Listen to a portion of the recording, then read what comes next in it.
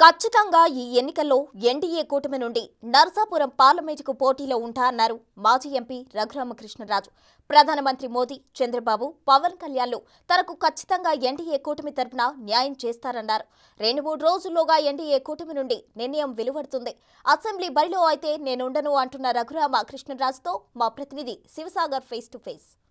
Narasapuram MP Raghurama Krishna Raju Bhimavaram చేరుకున్నారు. ఆయన భవిష్యత్ రాజకీయ కార్యాచరణ ఏదో ఉండబోతుందో మాట్లాడే ప్రయత్నం చేద్దాం. సరే, ఏంటి రాష్ట్ర వ్యాప్తంగా నరసాపురం ఎంపీగా రఘురామకృష్ణరాజు మళ్ళీ కూటమి తరపున ఉంటారనుకుంటే చాలా బ్యాడ్ న్యూస్ వినాల్సి వచ్చింది. ఏంటి మీ స్పందన ఏ విధంగా ఉంది? స్పందన లేదు, తొక్కలేదు. త్వరలో గుడ్ న్యూస్ వింటావు. కూటమి తరపునే నేను పోటీ చేస్తాను. అందులో నాకైతే ఎటువంటి సందేహం లేదు. ఏదో ఒక అబరేషన్ జరిగింది. డెఫినెట్గా ముందొచ్చిన చెవుల కన్నా వెనకొచ్చిన కొమ్ములు వాడి అనే సామెత నిజమైంది. జగన్మోహన్ రెడ్డి అనేవాడి మీద యుద్ధం ఫస్ట్ నేను మొదలుపెట్టా, మొదటిసారిగా వ్యక్తిగా. తర్వాత పార్టీలుగా తెలుగుదేశం, జనసేన. ఆ పిదప ఎన్ని రోజులైంది బీజేపీ వచ్చింది. సో బీజేపీ వచ్చింది, వారికి స్థానం దక్కింది. నాకు వస్తుంది అనుకున్న టికెట్ పోయింది. బట్ త్వరలో డెఫినెట్గా చర్చలు జరిగి నాకు న్యాయం జరుగుతుంది అనే పరిపూర్ణ విశ్వాసం నాకుంది.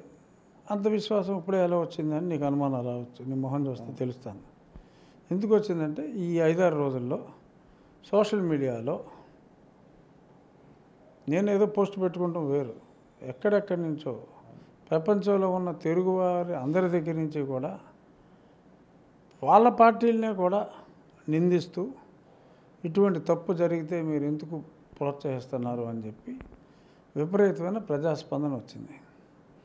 ఎవడైనా ప్రజల దగ్గరికి వెళ్ళి ఓట్లు అడగటమే ఇప్పుడు చేసేది.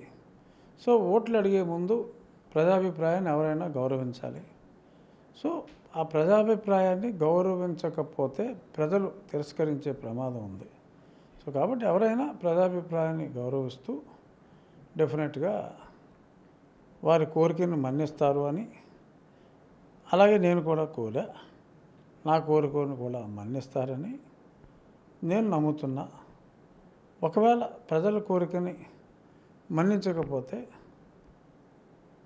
ప్రజలు మన్నిస్తారా లేదా అనేది చూద్దాం. అంటే ప్రజలు మన్నించడం అంటే రఘురామ స్వతంత్ర అభ్యర్థిగా దిగుతారని కొంతమంది మీ అభిమానుల అంచులు దిగాలని కూడా కొంత సోషల్ మీడియాలో పెడుతున్నారు.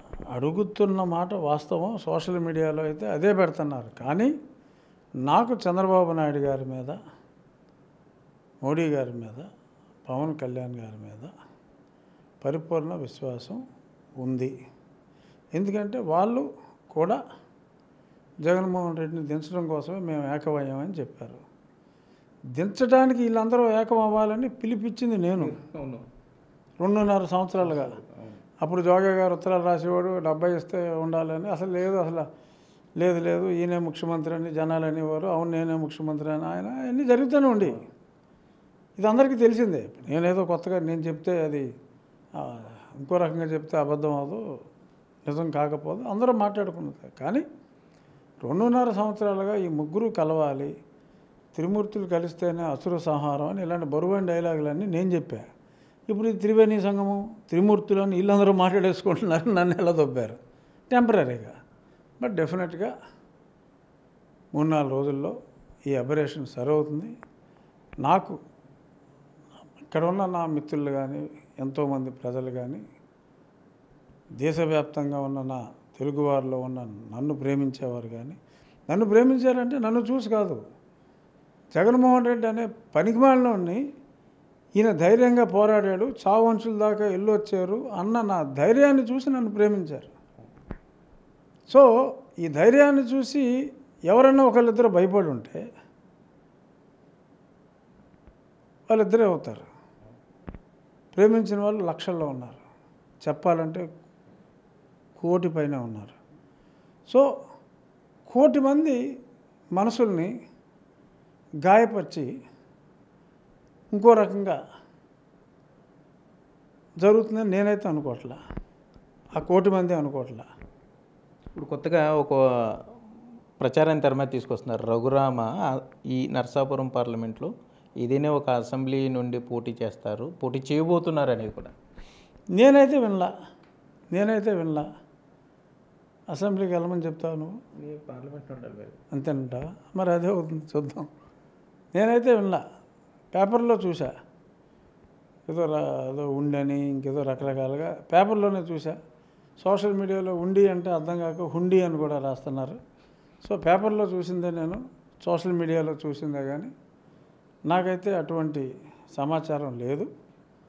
సో నేను మనసా వాచా కర్మన ఇక్కడి నుంచే ఎంపీగా పోటీ చేస్తాను, చెయ్యాలి అని కూడా ప్రజలు, అభిమానులు అందరూ కూడా కోరుకుంటున్నట్టుగా నేను చేసిన సర్వేల్లో కూడా, ఈ 2-3 రోజుల్లో నేను చేసిన సర్వేల్లో కూడా నాకు అందిన సమాచారం అదే. సో తొలి నుంచి ఈ ఉన్మాది తత్వంపై పోరాడిన వాళ్ళు, అసలు జగన్మోహన్ రెడ్డిని ప్రశ్నించేవాడు మా సభ్యత్వానికి అనర్హుడు అనే ఒక నిర్ణయం ఏదన్నా ఈ కూటమి తీసుకుంటే నేను చెప్పలేను తప్ప, ప్రజాభిప్రాయాన్ని గౌరవిస్తే, జగన్మోహన్ రెడ్డిని వ్యతిరేకిస్తే నన్ను కాదంటారని నేనైతే అనుకోవట్లా. Again I'm repeating, Chandrababu Naidu గారి మీద, నరేంద్ర మోడీ గారి మీద, పవన్ కళ్యాణ్ గారి మీద నాకు ఇంకా అంతులేని విశ్వాసం ఉంది. వారికి కూడా నా మీద విశ్వాసం ఉందని అనుకుంటున్నాను. వారికి నా మీద ఉన్న విశ్వాసాన్ని నేను కాపాడుకోగలను. అలాగే డాష్ రఘురామ సీఎం జగన్ మీద చాలా కేసులు వేశారు కోర్టులో. ఏంటి వాటి స్టేటస్ ఏ విధంగా ఉంది ఇప్పుడు? స్టేటస్ సరైన సమయంలో అడిగావు. ఇవాళ గురువారం కదా, శుక్ర, శని, ఆది 3 రోజులు గడిచిపోతే సోమవారం ఉదయం సుప్రీంకోర్టు ఏప్రిల్ 1 కానీ ఇది ఏప్రిల్ ఫూల్ కాదు, ఏప్రిల్ 1 నాడు జగన్మోహన్ రెడ్డి అనే వ్యక్తి 5 ఏళ్ళుగా కోర్టుకు వెళ్ళలేదు. ముఖ్యమంత్రి అయిన దగ్గర నుంచి ఏదో సొల్లు చెప్పి కోర్టుకు వెళ్ళలేదు. 3000 చిల్లర సార్లు వాయిదాలు అడిగాడు. ఇన్నిసార్లు వాయిదాలు ఇవ్వటం న్యాయమా అని కోర్టును ప్రశ్నిస్తూ, ఇంకా వాయిదాలు ఇవ్వకండి, అతను కోర్టుకు పిలిపించండి అని. అలాగే గతంలో నేను బెయిల్ రద్దు ఎప్పుడో వేసినప్పుడు 2021 ఏప్రిల్లో వేసా. మేలో నన్ను తీసుకెళ్ళి నా బర్త్డే రోజు తీసుకెళ్ళి సాదొబ్బాడు. ఎలాగోలాగా దేవుడి దయ వలన బతిగా.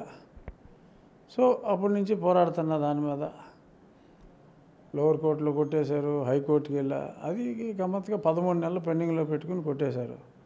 మామూలుగా బెయిల్ రద్దు అని ఏదైనా 6 వారాల్లో మ్యాక్సిమం తేల్చాలి, 60 వారాలు తీసుకున్నారు, జస్ట్ కొట్టేశారు. ఆ తర్వాత సుప్రీంకోర్టులో వేసా. ఈ 2 కలిపారు. ఈ 2 పిటిషన్లు రేపు ఏప్రిల్ ఫూల్స్ డే రోజు, ఆల్ ఫూల్స్ డే రోజు వస్తుంది ఐటెం నెంబర్ 1. చూద్దాం ఏమవుతుందో. బీజేపీ నేతల మీద కూడా మీరు కొన్ని విమర్శలు చేశారు సీటు విషయంలో. బీజేపీ మాజీ అధ్యక్షుడు సోమవీర్రాజు మీద కానీ కొంత ఏదో కథ నడిపించారు. విమర్శలు కాదు నేను చేసింది, ఐఎమ్ కరెక్టింగ్. వీర్రాజు గారి వలన నాకు సీటు రాలేదని చెప్పా, అంతే. వీర్రాజు గారు పాప ఆయన సీటు ఆయన పోగొట్టుకున్నాడు. ఒక్కోసారి అలా జరుగుతూ ఉంటుంది. ఆయన సీటు ఆయన పోగొట్టుకున్నాడు. కానీ ఇక్కడ రాష్ట్ర బీజేపీ నా పేరు పెట్టలా. రాష్ట్ర బీజేపీ నా పేరు పెట్టలేదు. రాష్ట్ర బీజేపీ అధ్యక్షురాలు గారు ఎవరో ఈ ఊరికి సంబంధం లేని, ఎప్పుడో ఏదో ఊరి నుంచి ఈ ఊరికి వచ్చిన ఒక ప్రముఖ సినిమా నటుడికి మేనల్లుడైన ఇంకొక జిల్లాలో ఉంటున్న ఇంకొక వ్యక్తికి రికమెండ్ చేస్తే అది తప్పు అని వీర్రాజు గారు ఈ ఊరిలోనే గతంలో ఒకసారి పోటీ చేసి ఓడిపోయినప్పటికీ పార్టీలో ఉండి పార్టీకి సేవ చేస్తున్న శ్రీనివాసవరంకి ఇస్తే న్యాయం అని చెప్పి ఆయన పోరాడి ఆయన ఇప్పించారు అని నేను చెప్పా. అది విమర్శ అనుకునే వాళ్ళకి విమర్శ, పొగడతా అనుకునే వాళ్ళకి పొగడతా. పర్టికులర్గా రఘురామకి సీటు లేదు, సీట్లు ప్రకటించే టైంలో రఘురామకృష్ణరాజు పేరు లేదు. సరే, ప్రపంచవ్యాప్తంగా సోషల్ మీడియా అంతా బాధపడ్డారు. పర్టికులర్గా నర్సాపురం పార్లమెంట్ నుండి మీకు ఏ విధమైన ఫోన్లు వచ్చాయి? ఇక్కడున్న ప్రజలు, 7 నియోజకవర్గాల ప్రజలు, ముఖ్యమైన వ్యక్తులు ఏ ఊరు నుంచి ఫోన్లు వచ్చినాయో, నేను మీది ఏ ఊరండి అని నేను ఎక్కడ అడుగుతాను చెప్పు. సెకండ్కి ఒక ఫోను, ఎత్తగలిగిన ఫోన్లు ఎత్తా, ఇదిగో ఆ ఫోన్లు ఎత్తి ఇప్పుడు నాకు ఇదిగో ఇక్కడ వాచిపోయింది చూడు, ఫోన్ ఇలా మాట్లాడతాం కదా, చేపెట్టి చూడు ఇక్కడ, అది ఎక్కువ సెల్ ఫోన్ మాట్లాడితే వాచిపోద్ది, దవడలో వాచిపోయి సెల్ ఫోన్ మాట్లాడి. సో అది నా పరిస్థితి. ఇది వచ్చిన తర్వాత వాళ్ళు దవడ మీద కొట్టారు ఇండైరెక్ట్గా. నా సానుభూతి ఫోన్లు మాట్లాడేవాడికి నా దవడ వాసిపోయింది. ఏంటి కూటమి ఎన్ని సీట్లు సాధిస్తుంది అనుకుంటున్నారు? అటేమో వైసీపీ ఇంకా వైనాట్ 175 మీదే స్టాండ్ అయి ఉన్నారు. ఇప్పుడు బీజేపీకి కొత్తగా కలిసింది కాబట్టి ఇప్పుడు కూటమి ఎన్ని సీట్లు రాష్ట్రంలో గెలుచుకునే అవకాశం ఉన్నాయి? నా సీట్ అంటూ ఫైనలైజ్ అయితే అప్పుడు చెప్తా. జనరల్ ఇప్పుడు ఎలా చెప్తాను? నా సీటు మీద ఎలక్షన్ రిజల్ట్ డిపెండ్ అయి ఉంది. సో దాన్ని బట్టి నాకు సీటు ఉందో లేదో తెలిస్తే ఉందని నా విశ్వాసం. ఒకవేళ లేదనుకో, నువ్వు అనుకున్నట్టు వాళ్ళు ఇంకెవడో జగన్ గారు అనుకున్నట్టు అయిందనుకో, అప్పుడు వారం రోజుల తర్వాత చెప్తాను ఎన్ని సీట్లు వస్తాయో. ఈ రాజకీయ వ్యవస్థ నుంచి నిర్మూలించినందుకు ప్రజల ఆనందంతో వీళ్ళకి 175 ఇస్తారా, కూటమికి వాళ్ళు కోపంతో ఇంకొకటికి ఇస్తారా చెప్తా, డెఫినెట్గా చెప్తా. అయితే మొత్తమే చూసుకుంటే నర్సాపురం పార్లమెంటు కూటమి అభ్యర్థిగా తానే ఉంటాను, తనకి ఇంకా నమ్మకం ఉంది. ఇటు జనసేన పార్టీ అధ్యక్షుడు పవన్ కళ్యాణ్ కానీ నరేంద్ర మోడీ చంద్రబాబు నాయుడు మీద తప్పనిసరిగా వారి ఆలోచన మారుతుందని భావిస్తున్నానని రఘురామకృష్ణరాజు చెప్తున్నారు. కానీ సోషల్ మీడియాలో మాత్రం తప్పనిసరిగా రఘురామకృష్ణరాజు కూటమి నుండి పోటీగా ఉండాలి, లేకపోతే స్వతంత్ర అభ్యర్థిగా బరిలోకి దిగే అవకాశాన్ని ఆలోచించాలని కూడా రఘురామ అభిమానులు సోషల్ మీడియాలో కొంత రిక్వెస్ట్ చేసే పరిస్థితులు అయితే ఉన్నాయి. కెమెరామెన్ భాగ్యరాజ్తో సాగర్ బిగ్ టీవీ భీమవరం నుండి.